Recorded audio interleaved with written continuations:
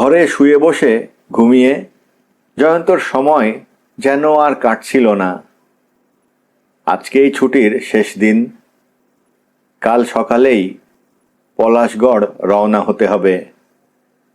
জয়ন্ত ভাবল, অনেকদিন সিনেমা দেখা হয়নি, আজকে যাওয়া যাক। ও উঠে প্যান্ট জামা পরছে, দেখল গঞ্জালো মেঝেই শতরঞ্জির ওপর চিত হয়ে ঘুমোচ্ছে। এই এক জ্বালা, ওকেও তো সঙ্গে নিতে হবে, নইলে বাড়িতে কোন কাণ্ড করে বসে। জয়ন্ত ডাকল, গঞ্জালো, গঞ্জালো। গঞ্জালোর ঘুম ভাঙল, আড়মোড়া ভেঙে উঠে বসল। জয়ন্ত বলল, চলো আমার সঙ্গে। কোথায়? গঞ্জালো চোখ ডলতে ডলতে বলল, চলোই না, দেখবে ক্ষণ। ওরা যখন মেট্রো সিনেমার সামনে এসে দাঁড়ালো, তখন সন্ধ্যের শো আরম্ভ হয়। জয়ন্ত বাইরের ছবি টবি দেখে বুঝল, ছবিটা জলদস্যুদের কাহিনী নিয়ে তৈরি। দুটো টিকিট কেটে ওরা যখন ভেতরে ঢুকল, তখনও হলের আলো নেভেনি। গঞ্জালো চারিদিকে তাকিয়ে তাকিয়ে দেখতে লাগলো। এক সময় বলল, জয়না, তো এখানে থিয়েটার হয়? গঞ্জালো চারিদিকে তাকাতে তাকাতে বলল, না, সিনেমা। উহা কি? দেখলেই বুঝবে। সামনের পর্দায় ছবি পড়বে, লোকজন হেঁটে চলে বেড়াবে, যুদ্ধ করবে, হাসবে, কাঁদবে, সব ছবিতে হইবে। গঞ্জালোর চোখে মুখে বিস্ময়। হ্যাঁ। সিনেমা শুরু হলো। প্রথমে নানা রকম প্রচারের ছবি টবি দেখানো হলো। গঞ্জালো হাঁ করে দেখতে লাগলো। জাহাজ ভেসে চলেছে। হঠাৎ দূরে দেখা গেল একটা জলদস্যুদের জাহাজ। ক্রুশের মতো মড়ার হাত, আর ওপরে মাথার খুলি আঁকা কালো পতাকা উড়ছে জাহাজটায়। এই জাহাজে তখন সাজো সাজো রব পড়ে গেল। জাহাজের ক্যাপ্টেনের হুকুমে সবাই ডেকে এসে তলোয়ার হাতে সারিবদ্ধভাবে দাঁড়ালো। গোলন্দাজরা গিয়ে জায়গা নিল কামানের পেছনে। এইবার ক্যাপ্টেনের হুকুম পেলেই গোলা ছোঁড়া শুরু হবে।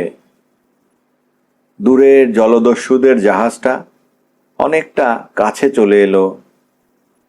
দেখা গেল ওই জাহাজের জলদস্যুরাও তলোয়ার হাতে তৈরি।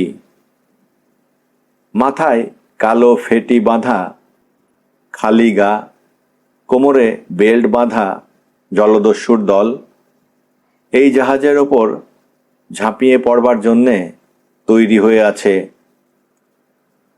এই জাহাজের ক্যাপ্টেন মাথার ওপর তলোয়ার তুলে দাঁড়িয়েছিল ডেকের ওপর।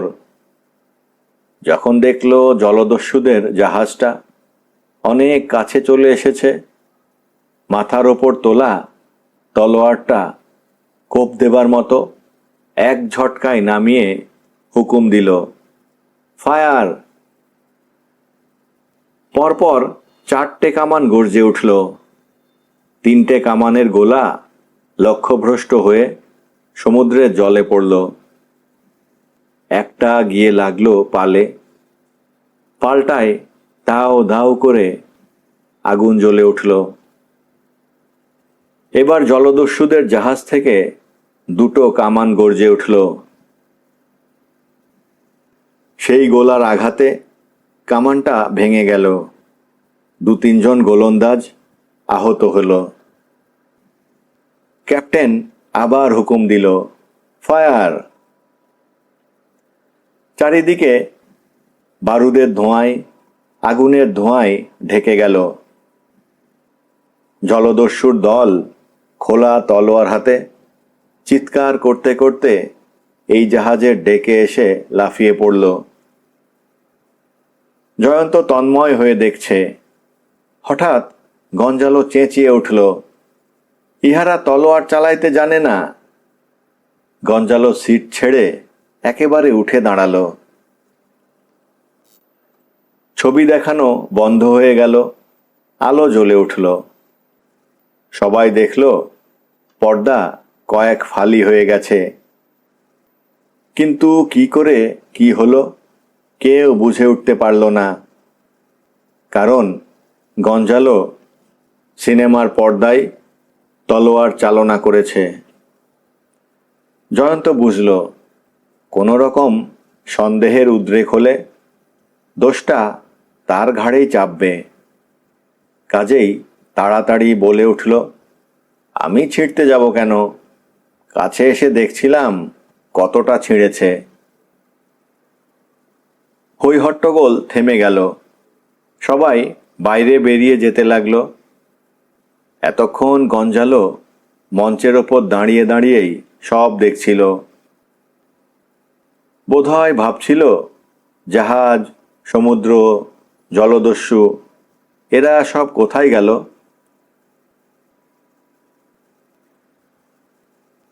ছুটি ফুরিয়ে গেল। জয়ন্ত গাড়ি নিয়ে পলাশগড় রওনা হলো। সঙ্গে যথারীতি গঞ্জালো।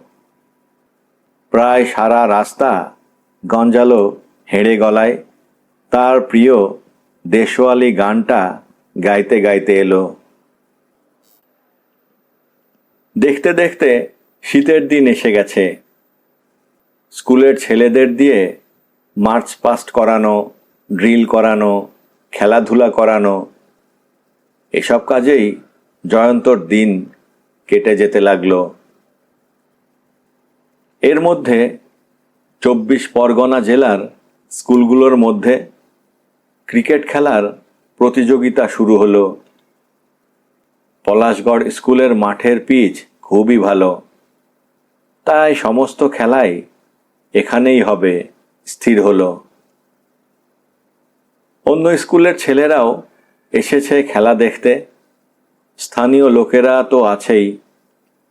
বেশ উৎসাহ উদ্দীপনার মধ্যে খেলা শুরু হলো। গঞ্জালোর কারিশমায় পলাশগড় স্কুল কয়েকটা স্কুলকে হারিয়ে ফাইনালে উঠল। খেলা পড়ল নৈহাটি স্কুলের সঙ্গে। সেদিনও মাঠে অঘটন ঘটতে লাগল। জয়ন্তকে মুখ বুজে সবই সহ্য করে যেতে হলো। ছেলেদের উৎসাহও দিতে হলো সংক্ষিপ্ত বক্তৃতার মাধ্যমে।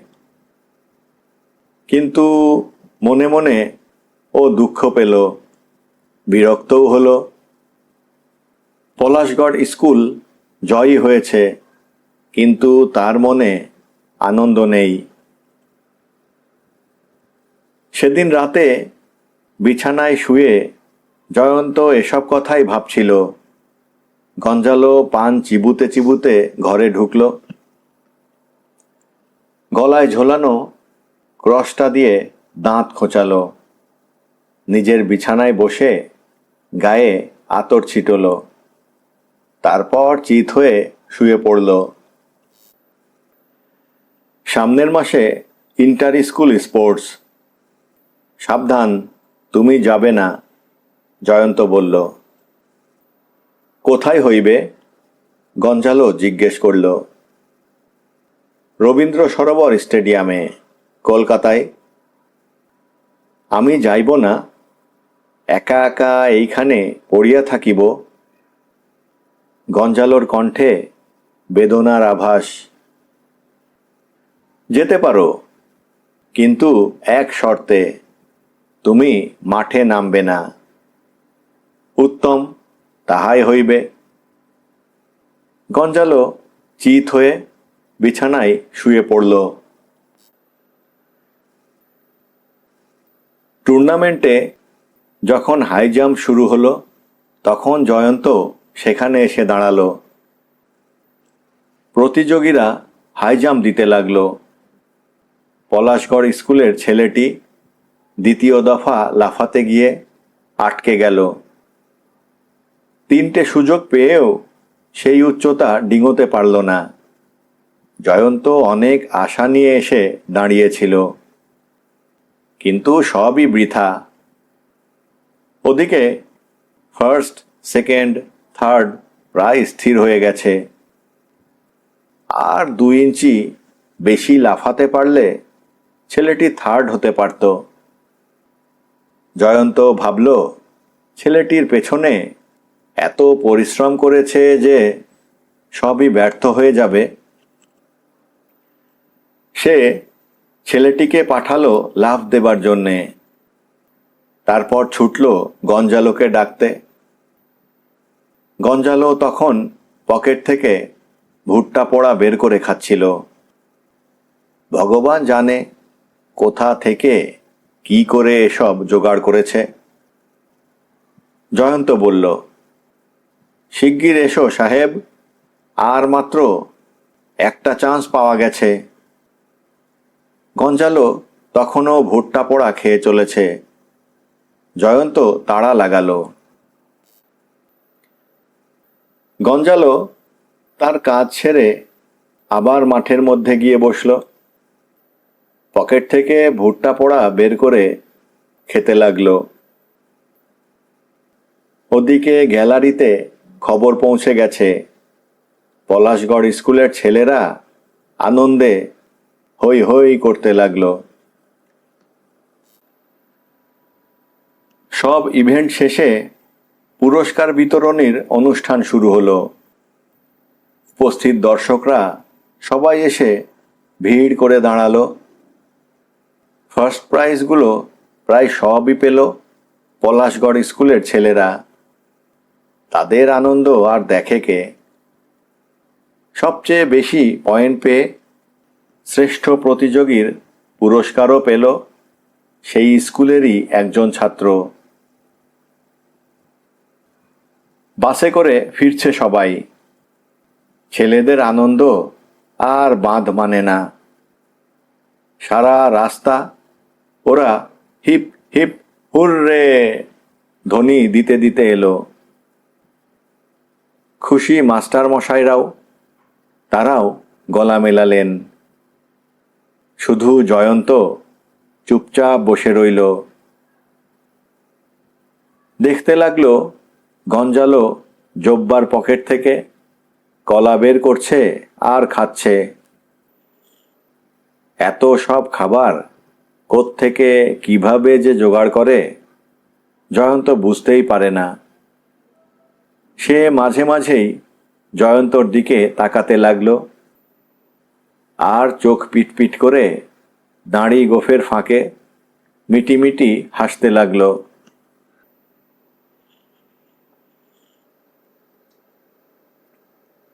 পরদিন স্কুলে আনন্দের বান ডাকলো যেন। সারাদিন খাওয়া দাওয়া চলল। সবাই দেখবে বলে প্রাইজগুলো বাইরে একটা টেবিলের ওপর সুন্দরভাবে সাজিয়ে রাখা হলো। রাত্রিবেলা হাউই উড়ল। আলোর মালা দিয়ে সাজানো হলো স্কুল বাড়িটিকে। জয়ন্তর খুব সুনাম হলো। সবাই এক বাক্যে জয়ন্তর চেষ্টা উদ্যমের প্রশংসা করলেন। স্কুলের তরফ থেকে জয়ন্তকে 500 টাকা আর আর ধুতি, পাঞ্জাবি, চাদর উপহার দেওয়া হলো। জয়ন্তকে নিরুপায় হয়েই এসব নিতে হলো। ও শুধু ভাবছিল এর পরের কথা। গঞ্জালো তো বলে জাহাজ এলেই সে চলে যাবে। তখন কি হবে? সবই ধরা পড়ে যাবে। কিন্তু বিপদ হলো জয়ন্ত কাউকেই ব্যাপারটা বুঝিয়ে বলতে পারবে না। সেদিনও গঞ্জালো সকালবেলায় বেরিয়ে গেছে। জয়ন্ত বাজার টাজার সেরে হরির মাকে বলছিল কি কি রান্না করতে হবে। হঠাৎ দেখে গঞ্জালো ছুটতে ছুটতে আসছে। ঘরে ঢুকেই গঞ্জালো প্রায় চেঁচিয়ে উঠল, জয়নাত, আজ আমার জাহাজ আসিবে। জয়ন্ত শুধু বলল, ও। গঞ্জালো কিন্তু আনন্দে আত্মহারা। সারা ঘরময় পায়চারি করতে লাগলো। তারপর বলল, আইসো জয়নাত, নৌকা দেখিবে। জয়ন্ত অবাক। নৌকোর আবার দেখবার কি আছে? তাই বলল, নৌকো? হ্যাঁ, ওই নৌকাতে চড়িয়াই আমি জাহাজে গিয়া উঠিব। নৌকা আসিয়াছে, এইবার জাহাজ আসিবে। নৌকা দেখিবে, আইসো। চলো। জয়ন্ত গঞ্জালোর সঙ্গে গঙ্গার ধারের সেই ভাঙাগড়ের কাছে এসে দাঁড়ালো। জয়ন্ত দেখল, সত্যি একটা অদ্ভুত নৌকো। ভাঙাগড়ের একটা লোহার আংটার সঙ্গে বাঁধা।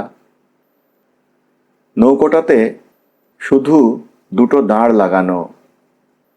ওপরে কোনো ছাউনি নেই। নৌকোর গায়ে রং দিয়ে পরীর ছবি আঁকা। আঁকা বাঁকা অক্ষরে কি সব লেখা। দুজনে গিয়ে নৌকোয় উঠল। গঞ্জালো নৌকো ছেড়ে দিল। গঙ্গার ওপর নৌকো ভেসে চলল। গঞ্জালো দাঁড় টানতে লাগলো। কিছুক্ষণ উদ্দেশ্যবিহীন ঘুরে বেড়ালো দুজনে। জয়ন্ত একসময় বলল, চলো এবার ফেরা যাক, স্কুলের বেলা হয়ে গেছে। গঞ্জালো দাঁড় বেয়ে নৌকা ফিরিয়ে আনলো। ভাঙাগড়ের আংটায় বাঁধল। জয়ন্ত নৌকো থেকে নামলো, কিন্তু গঞ্জালো নামলো না। বলল, জয়নাত, তুমি যাও, আমি এখানেই থাকিব, যদি আমাকে না পাইয়া জাহাজ ফিরিয়া যায়। কিন্তু কখন তোমার জাহাজ আসবে? ততক্ষণ তুমি না খেয়ে থাকতে পারবে? গঞ্জালো হেসে ওর জোব্বার 2 পকেট থেকে 1 পাউন্ড করে 2টি রুটি আর 1 ডেলা গুড় বের করল। জয়ন্ত আর কিছু বলল না, কোয়ার্টারে ফিরে এলো। জয়ন্ত তাড়াতাড়ি খেয়ে নিল। আজকে আর স্কুলে যাওয়া হবে না। অনেক কাজ। সবাইকে নদীর ধারে জড়ো করতে হবে, এমনকি বেহালা থানার ওসিকেও।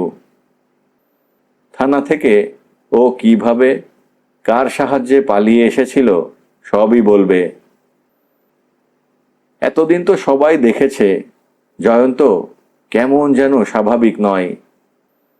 একটা খ্যাপাটে গোছের মানুষ হয়ে গেছে। একা একা কথা বলে, হঠাৎ হঠাৎ কার ওপর যেন রেগে যায়, বকাঝকা করে। পরক্ষণেই শান্ত, আগের মতো। এসব যে সে কেন করেছে তার কারণটা সবাইকে বুঝিয়ে দেবার সময় এসে গেছে। গঞ্জালোর তলোয়ারের খাপে লেখা মন্ত্রটা সে সবাইকে পড়ে শোনাবে। গঞ্জালো নাকি সেই ভাঙাগড়ের কোনো পবিত্র বেদিতে খাপটা রেখে এসেছে। এবার তো তার চলে যাবার সময় এলো। এবার নিশ্চয়ই ও তলোয়ারের খাপের মন্ত্রটা পড়তে দেবে। গঞ্জালোর জাহাজ আসবে, ওকে নিয়ে চলে যাবে চিরদিনের মতো। আর গঞ্জালোকে দেখা যাবে না। শেষবারের মতো গঞ্জালোকে সবাই দেখুক। জয়ন্ত খেয়ে দিয়ে একটু শুলো।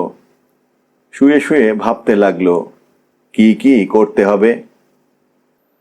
হেডমাস্টার মশাইকে বলতে হবে, অন্য সহকর্মী মাস্টার মশাইদেরকেও বলতে হবে।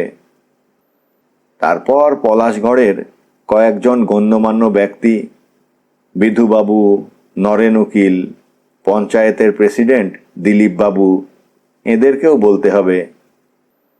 সবাই যেন গঙ্গার ধারে ভাঙা গড়টার কাছে বিকেলে একবার আসেন।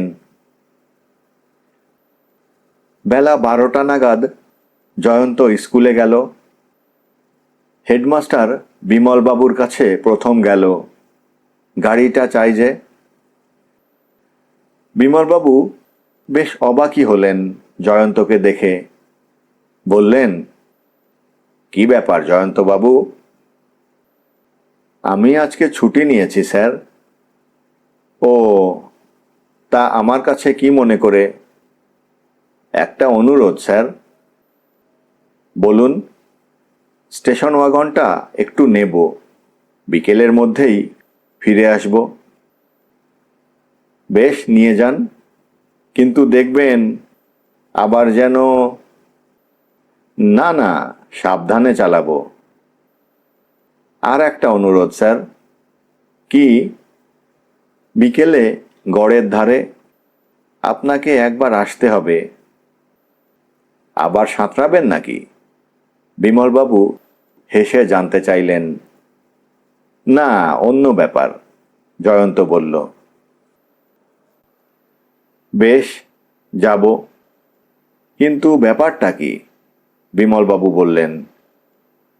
সেসব আমি সময় মতো বলবো স্যার, জয়ন্ত বলল।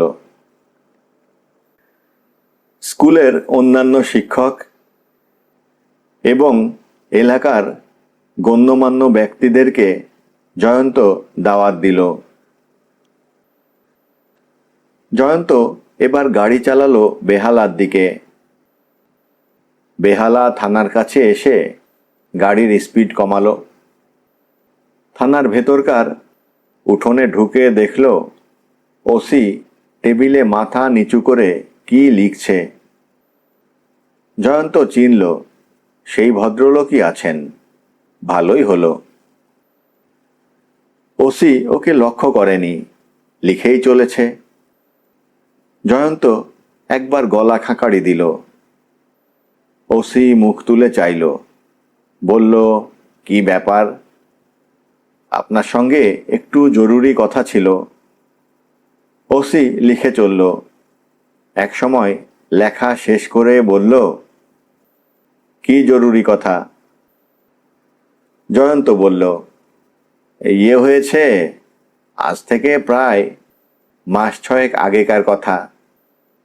আমাকে রাশ ড্রাইভিংয়ের জন্য, মানে বেপরোয়া গাড়ি চালানোর জন্যে এখানে ধরে এনেছিলেন। কে?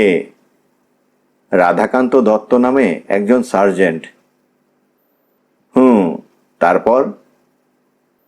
আপনার বোধহয় মনে আছে। মাথা খারাপ? কত কেস আসছে, সব কেস কি মনে রাখা সম্ভব?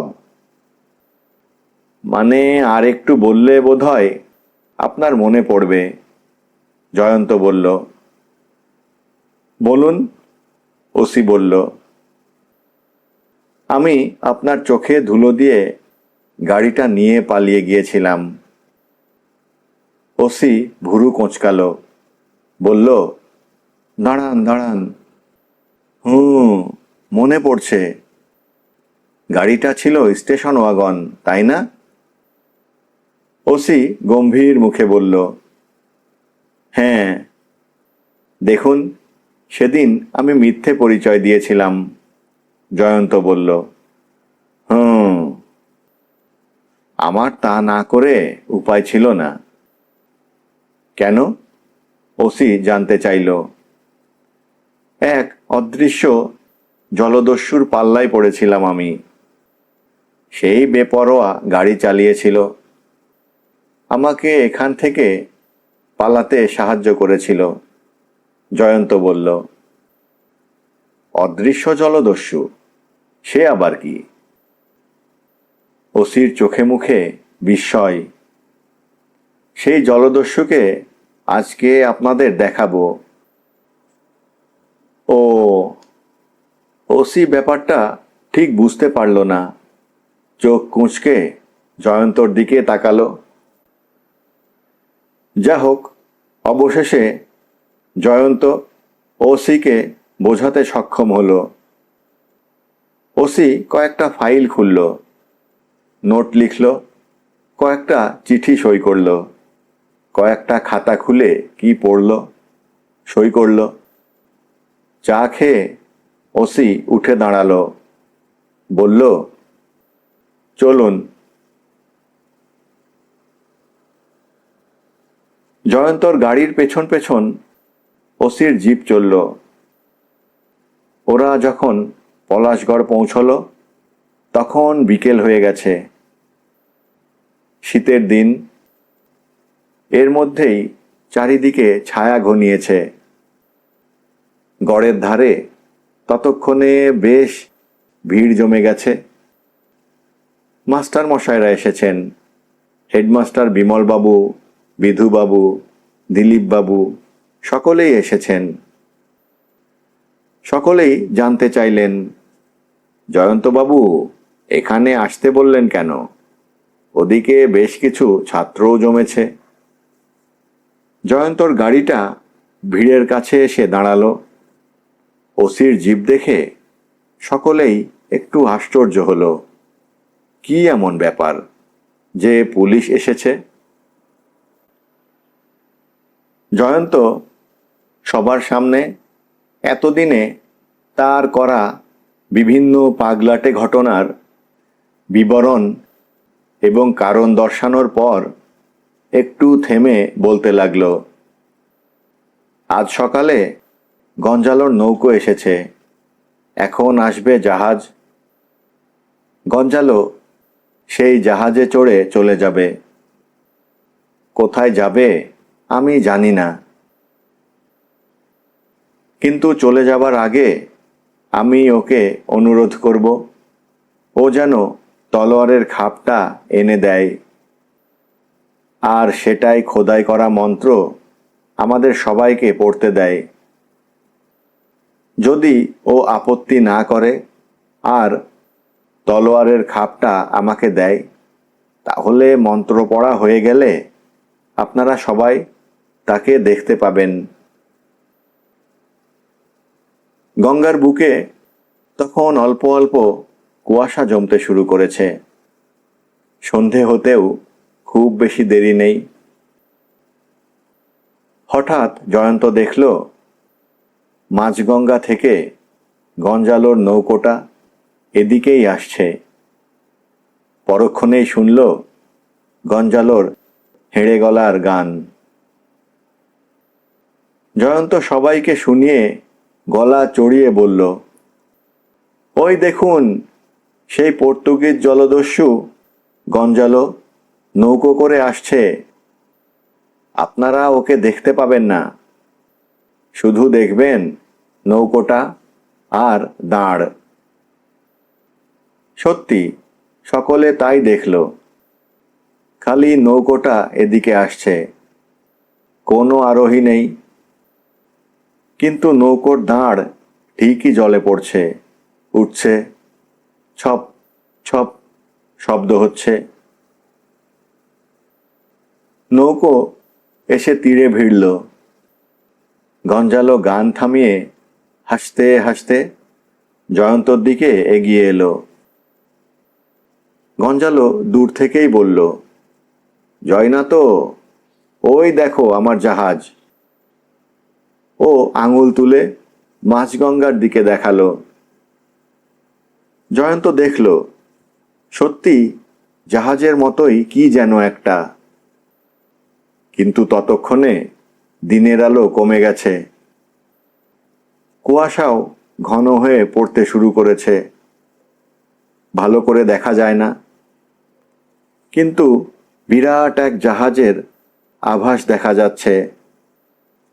জাহাজটার মুখের কাছে একটা পরীর মূর্তি খোদাই করা, রং বেরঙের কাজ করা। সেখানে পাল খাটাবার দড়িদড়াও দেখা যাচ্ছে, বিরাট বিরাট কয়েকটা পালের আভাস।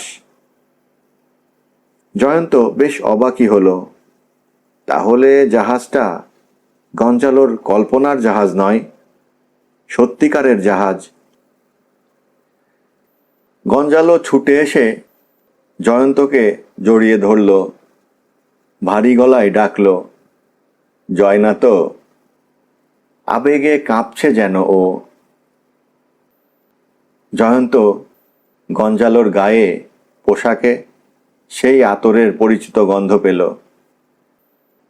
গঞ্জালো অনেক জ্বালিয়েছে, তবু ও চলে যাচ্ছে চিরদিনের মতো।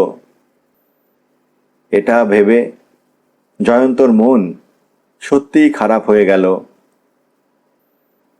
সে গঞ্জালোর আলিঙ্গন থেকে আস্তে আস্তে নিজেকে ছাড়িয়ে নিল।